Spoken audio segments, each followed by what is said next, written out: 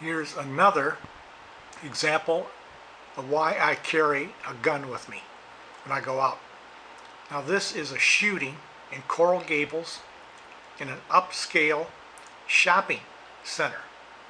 Coral Gables, Florida, which is adjacent to Miami.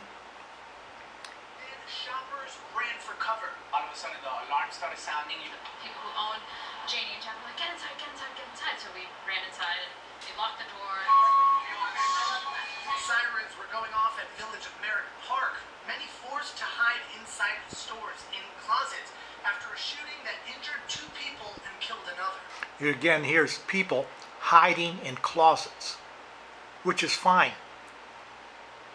until the shooters open up the closet and find you there huddled and scared.